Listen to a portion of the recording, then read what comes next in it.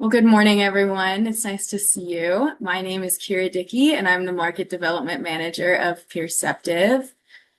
I will be in the chat today answering any questions, so feel free to type in the chat throughout the webinar. And without further ado, I'll turn it over to our host, Will Mosey. Yeah, thanks, Kira, and hi, everyone. Really excited to dive into this topic here today. It is a topic that comes up daily in our conversations with L&D, talent, people leaders. The overall measurement of learning, again, is one that's kind of evergreen, as we'll see here in the conversation today. Before we jump in, a few housekeeping items. So first and foremost, this is a launch of our new webinar series. So thank you all for being here and supporting our first one. We're going to be putting out, timely topics, things that we hear in our day-to-day conversations that we think will add value to the community as the talking points on a monthly basis. Hand in hand with the webinar, we are also or have also launched a newsletter. So the newsletter launched last month. It started with this topic, actually. So, if there's any data or anything specific that you want to kind of go do a deeper dive into, we will point you in that direction. Um, Third and finally here, I know I'm plugging a lot of things. We released a Kirkpatrick measurement profile, and this is a really nice asset. It takes you through 13 different questions, tells you exactly how you're measuring across all four Kirkpatrick levels, and it also gives you some actionable next steps, some feedback so you can start measuring L3 and L4 level impact within your programs. I think that's all I have here. Again, excited to dive in, so let's go ahead and get started. Or try to get started. Okay. Alrighty. So here is a roadmap for what we're hoping to cover today. First and foremost, really hoping to break down the Kirkpatrick model level by level. For most, this might be a refresher, but either way, we'll be sharing, what each of the four levels look like, what qualifies as measurement under each one. We'll then get into some fun industry data. What percent of L&D leaders measure each level in their programs? And the big thing that we'll be touching on today, why less than 10% of programs can measure level 4 program impact, which to us is a natural segue into another model that we love, the 70-20-10. Really taking a look at where learning actually happens to give some insight into why measurement fails. And then finally, we'll be exploring peer learning as a research-backed and tried and true learning strategy towards measuring real program impact. So first and foremost, just before we jump into the data, do want to ground us, in where this model actually comes from. I mentioned it is evergreen at the beginning of this because it's been around since 1959. Donald Kirkpatrick first published it as a series of articles in the Training and Development Journal. 65 plus years later, it's still the most widely used framework in evaluating training effectiveness anywhere in the world. You might be asking, why has it stuck around? A few different reasons. Number one, it's simple. It's universal. It gave us all, trainers, managers, executives, folks who are not even in the L&D community itself, a shared language for talking about training value. And really looking back, it was one of the first models to push us back that L1 reactionary data, asking, did everyone enjoy the program, and moving up towards actual business results. There is a lot of tension that we'll keep coming back to today. Even after the 6 decades, the 65 plus years, almost no one reaches the top 2 levels, or very few reach the top 2 levels. The reason is, just quickly here, is level 3 means watching whether behavior actually changed on the job performance. And level 4 means, untangling training's impact from, the hundreds of other things going on in the business. So one key takeaway, it's not that the model is necessarily broken. It's that those top levels are genuinely hard to measure. And that's really what the rest of this session is about. Okay, so this is that level by level breakdown that I mentioned. Like I mentioned, this probably will be a refresher for a lot of you, but want to make sure, we're all working from the same definitions.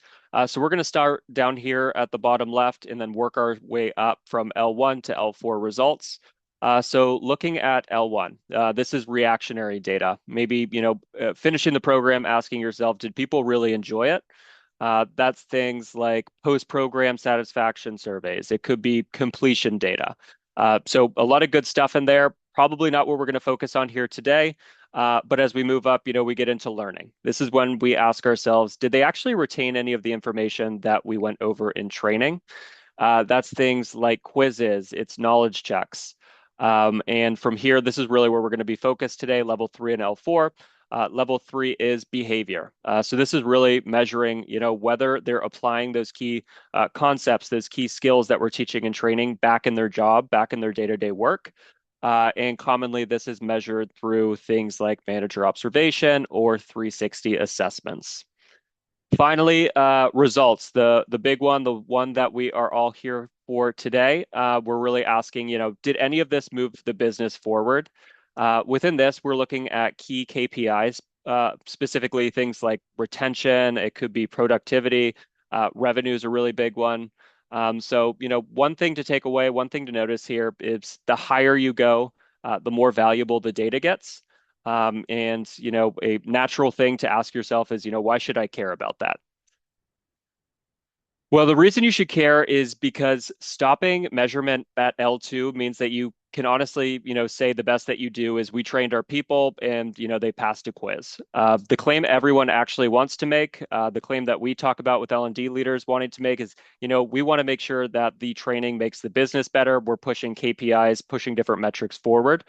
And without level 3 and level 4, that second sentence is just an assertion. You're really claiming causation. You have no way to verify it. Say something like revenue went up after a training. It could have been the training. It could have been a new compensation plan. It could have been, an easier market that you all have gone into, a tooling change. Without that L3 and L4 measurement, you generally cannot tell these different levels apart or these different business happenings apart.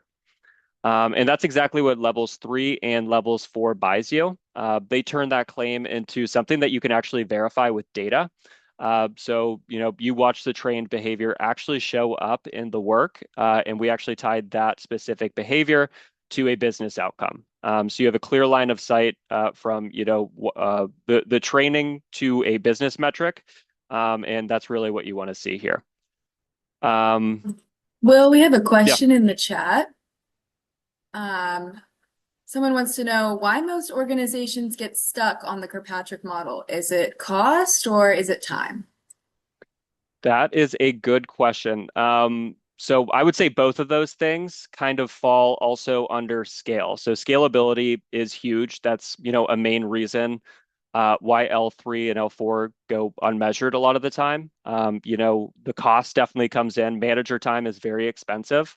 Uh, we'll get in here soon, but the average manager as an enterprise organization has 15 direct reports. So doing that at scale is really hard, and that's also super time consuming. So scalability is huge, and good question. We'll get to that here shortly. Over here on the right-hand side, this is a sample result. I had mentioned the Kirkpatrick assessment or the Kirkpatrick profile a little bit earlier. This is, one, and we could take a look at the results here in the top right. This person scored an archetype of a learning engineer. We could see on L1 and L2, simple to, the industry standard, they're averaging or they're scoring really solidly there. But when it comes to L3 and L4, they are having some difficulty. So we can see as a next step, they're really, trying to pick one behavior, pick one metric that your team really cares about, and establish a verifiable link. So, that's the whole move, going here from here's what we did to here's what it moved and actually being able to prove it through business metrics.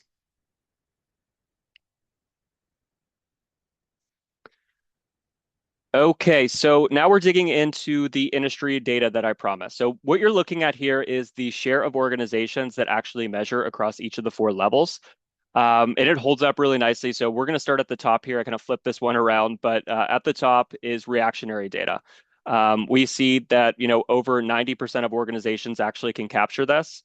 Moving down to learning, we see roughly 2/3 are measuring this. But then we'll look at what happens. We actually coined the measurement cliff in our newsletter earlier this month. And it really is a huge cliff. It's a big fall off. Fewer than 1 in 5 organizations measure behavior at the level 3. And then moving down to results, fewer than 1 in 10 ever get to results at that level 4. So this right here is really at the heart of what we're going to be exploring today. What factors make it so that the majority of experts don't make it past this measurement cliff?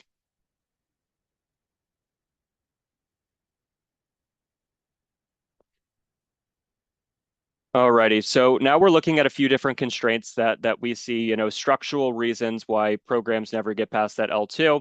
The reason I think the reason or the thing that I really want to land here rather isn't that it's a lack of motivation. It's not that L&D teams don't care about L3 and L4. It's mostly just structural. Let's start at let's see manager observation. So manager observation just doesn't scale.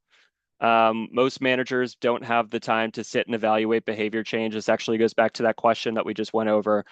The average manager at a large organization, like I said, has somewhere between 11 to 15 direct reports. That feedback is also super subjective. So two managers watching the same person will often score them completely differently.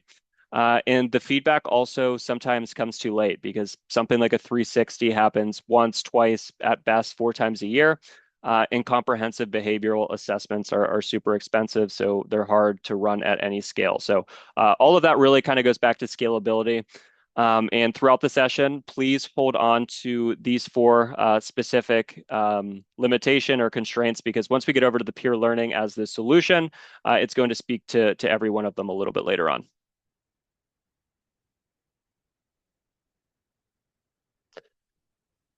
Okay, so before we leave the problem behind, I do want to put some real dollars on the table, ground this in some metrics, because ultimately this is a business conversation, and it's spread across all sorts of different programs. So on the left-hand side, it could be onboarding, high potential programs. We have our sales development, upskilling. Every one of these is a 5-figure or 4-figure, at least to a 4 to 5 figure per person investment. And the cost of getting it wrong is steep. So replacing a bad hire can run 3 to 4 times their salary. We have the next one that new managers underperform in their first couple of years, and so on and so forth. So we definitely don't want to say, hey, let's go ahead and spend more. It's that, we're really making these big, expensive bets, and the validation layer underneath these are really thin. And, it makes sense and from a business standpoint to get this right.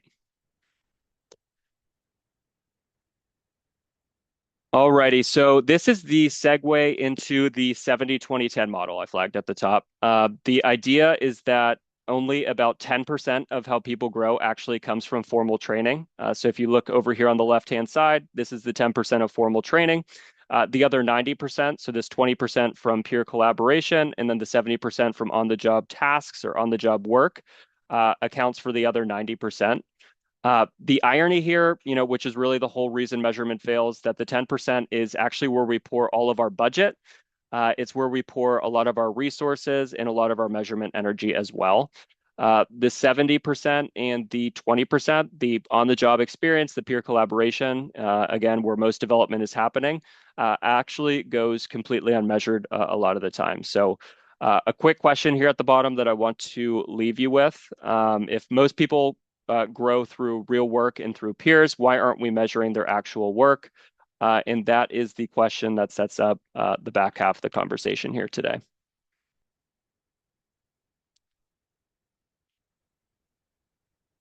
Okay, so after reviewing the 70-20-10 model, you might be asking how we can measure the on-the-job learning that takes place that we just went over, that 70% and the 20% from peer learning. The answer really breaks down into three pretty simple steps. So the first step over here on the left-hand side is upload. Somebody uploads a piece of work. Sometimes that's something pulled straight from their actual job. Other time it's a realistic work scenario tied to a training that they just completed or just went through. Either way, it's a genuine work product. It could be, a proposal, a recorded call, a piece of code, a presentation like we're going through here today, a client email. Really, anything that is in day-to-day work can be applied here. And it might be, even a scenario that follows a training. So they just learn these key skills, these key concepts. Now they get to apply it and continue the learning cycle by measuring the learning transfer from that training. It could also be a standalone from any training, just day-to-day work running through peer review on a regular cadence. That way, people get consistent feedback as part of how they work. But the common thread here is that we're evaluating applied work. We're not testing, simple recall. Onwards, the second step, their peers review it. So this is double-blind and anonymous against a structured rubric. The rubric is a really important piece here. It's tied to specific skills that you've identified at the business level, and it also reflects your organization's definition of what good works look like. Good work looks like. So nobody's getting a vague, nice job. They're getting work measured against a real standard by several reviewers instead of just one. And then the third one, everything leads together into actual skill data, the insights tab. Who's growing in what, where the gaps are, how it's trending over time. That's part that's, basically never existed before. A continuous objective read on whether skills are genuinely developing, built entirely out of the 90% that typically goes unmeasured here. We have these 4 points. Oh, sorry, Kira, go ahead. I saw an unmute. Yeah, we do have a question in the chat. Does this necessarily have to be peers, or could feedback be given by floor leads, for example? That is a good question. So, what are research flags and what the scalability that I flagged kind of at the beginning of this call is, that expert peer review done by 3 reviewers is as accurate as a subject matter expert. So, the data you get back is something that you can completely trust. Uh, peers review is also a lot cheaper than having a subject matter expert or a manager come in. And if the data is the same, and it also continues the learning experience from the learner perspective.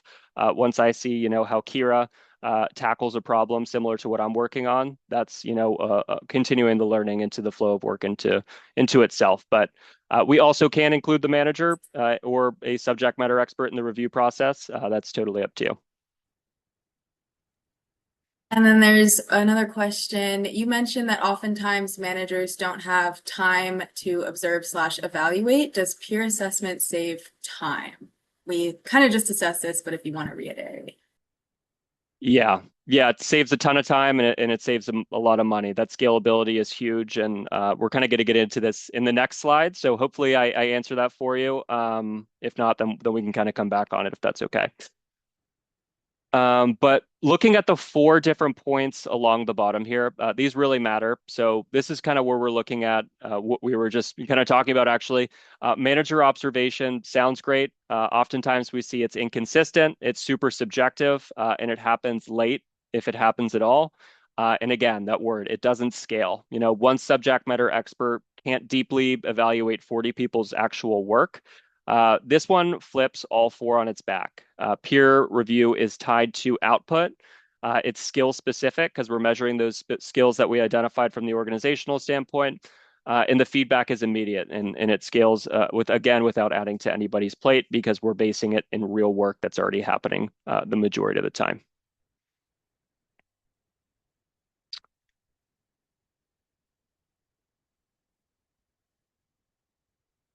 Okay, so here's the data behind how that simple 3-step process feeds all 4 Kirkpatrick levels. So getting started over here on the left at level 1, people genuinely value getting concrete feedback on their actual work. It's personalized, it's super development focused, it's grounded in their real work again, and from our usage data has completion rates well above 90%. Moving over to level 2, and here's the part that surprises people. We're going to pull from some of our research. Again, we're based off of 2 decades of research at the University of Pittsburgh. That research shows that on average, the person giving the feedback learns a lot more than the one getting it. And we see the real magic isn't in just forming your own gut take on the work. It's that you're evaluating it against a rubric, which is the organization's actual definition of what good work looks like. So every time someone reviews a peer, they're internalizing the standard that the company is trying to build. On top of that, they're also seeing 3 or 4 different cracks at the same problem they just wrestled with themselves, and that's where it sticks. It's really where we kind of bring in that 70-20-10 model from earlier. Peer review is one of the few methods that actually lives within that 90% that was typically going unmeasured. Okay, so moving into level three, this is where most programs go quiet, as we've seen, because proving how someone changed on the job is really a difficult thing to measure. With peer review, you're looking right at the real work, so behavior is visible, and you can watch it move over time instead of just grabbing one snapshot that we often see.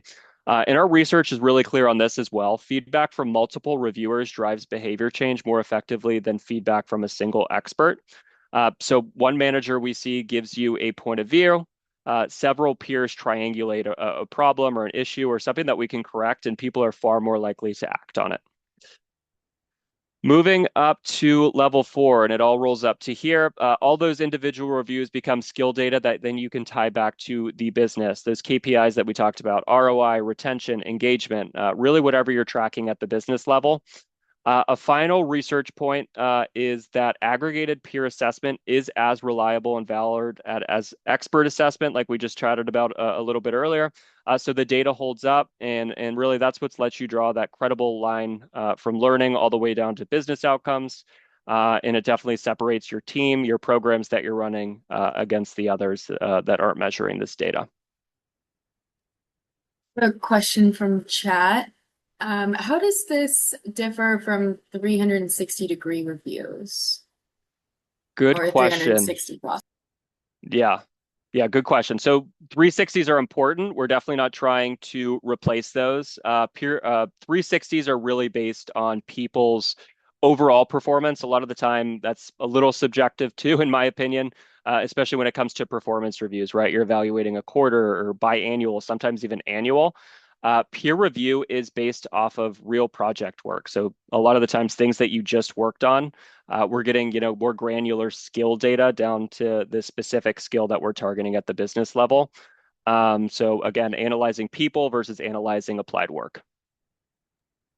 Oh, and we just had another question come in before you move on. Are you transparent with the observers on what the skills were that the person is trying to demonstrate? Very good question. Yeah, that's an important part of our model. So once we create those rubrics and we tie the skills to those rubrics, the person who, or the end user, the learner, is going to be able to take a look at that rubric before they, submit any type of work artifact. So that should be able to frame, their submission itself so they know what they're graded on.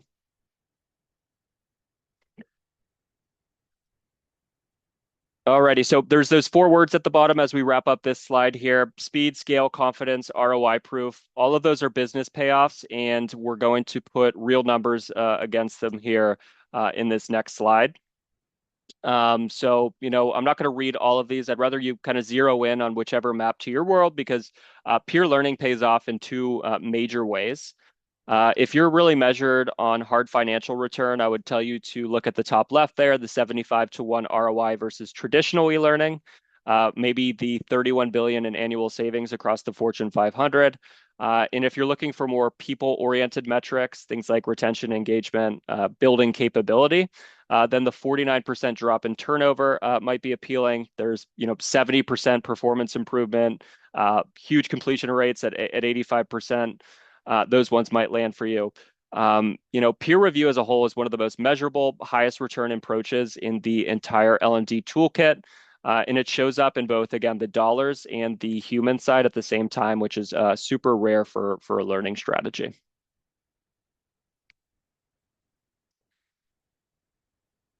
Alrighty, so a question that we get often is, where do we get started? And you don't have to start with a solution. You could really just pick one program and get started on your own here.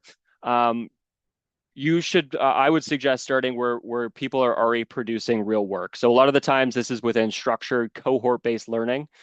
This could be, an onboarding program where maybe you're producing a capstone at the end of it, something that, again, is already being produced that you can plug in. A high potential cohort we see a lot of the times has project work, sales enablement, sales calls are something that we can keep submitting and we're already doing as part of our workflow. So those things make it super easy to kind of scale this. The next step that we would ask you to do is define what good looks like. This is the rubric conversation that we were just having. Creating rubrics around skills that matter most to the business, ones that you've defined as, essential to the future of the business, and then running a review cycle against those. have peers assess a work item where they apply those learned skills. So that's that artifact that we'd be submitting. And then, the beautiful thing about peer assessment is you're going to get the ROI data. At the very least, you're going to get L3 skill data back showing, how skills improved through this training. And, oftentimes you can get that L4 data as well if we're tying it to key business metrics. But starting at L3 is great and kind of expanding from there. It's really scalable and, it's applicable to almost every program or almost everything, every role within a business. Okay, so bringing it home with just a few key takeaways from the conversation today. Again, evergreen conversation, 65 plus years, the Kirkpatrick model absolutely still holds up. In practice, we see the measurement cliff that we talked about after level 2. Adoption rate definitely falls off a cliff. That drop off is mostly structural. It's not a lack of will. It comes down to scalability, the time, the subjectivity, lag, cost, all of those great things that we talked about here today. Meanwhile, 70% of real development is happening in everyday work, and that's exactly where the measurable signals live. With structured peer assessment, it's a practical way to finally capture that L3 and L4 data at scale in a way that's defensible, continuous, and again, easy to prove ROI with. Here on the next page, if any of this resonated, we're going to put the link to both of these right here in the chat. One, I would ask you to please explore our new newsletter. Our first edition covered this topic. So, if there's anything specific, if there's some data that you want to dig into, that will be there for you. And then secondly, please take the Kirkpatrick measurement profile. It'll give you some actionable items for, how we can start measuring some real impact data. But that is all I have. We could leave some room for some questions here at the end.